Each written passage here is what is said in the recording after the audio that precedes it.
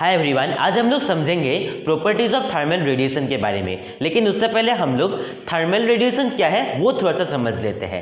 मान लीजिए आपके पास एक सब्सटेंस है ना, और उस सब्सटेंस में कई सारे पार्टिकल्स है ना। तो कोई एक पर्टिकुलर टेम्परेचर पर मान लीजिए वो पार्टिकल्स रैंडम मोशन कर रहा है, तो उसकी वजह से अगर कोई रेडिएशन बाहर निकल रहा है तो उसे हम लोग क्या कहते हैं, थर्मल रेडिएशन कहते हैं। तो हम लोग दो तरीकों से थर्मल रेडिएशन को डिफाइन कर सकते हैं। पहला कि the radiations emitted due to the thermal motion of the particles is called thermal radiation, और दूसरा तरीका मैंने बोर्ड पर लिख दिया है, वो है electromagnetic radiations emitted from a substance at non zero temperature are called thermal radiations. अब हम लोग प्रॉपर्टीज पर ध्यान देते हैं। पहला प्रॉपर्टी है कि they travel in a straight line. ठीक है, जो प्रॉपर्टीज है बेसिकली जो इलेक्ट्रोमैग्नेटिक रेडिएशंस है उसका प्रॉपर्टीज ही है ना, यानी कि स्ट्रेट लाइन पर रेक्टिलिनियर मोशन पर हमेशा ये क्या करता है, प्रोपेगेट करता है। ठीक है ना।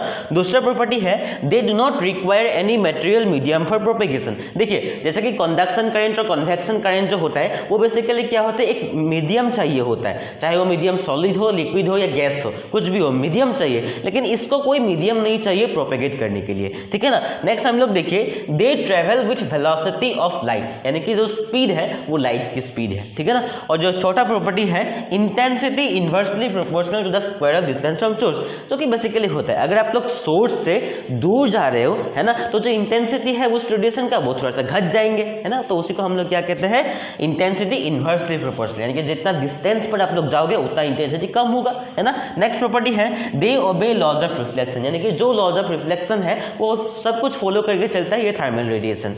तो आप लोग यहाँ तक समझ के, ये सिर्फ इंट्रोडक्शन पार्ट था। इसके नेक्स्ट जो टॉपिक्स है वो काफी इंपॉर्टेंट है एग्जाम पॉइंट ऑफ व्यू से। तो मिलते हैं अगली वीडियो पर, तब तक के लिए जय हिंद।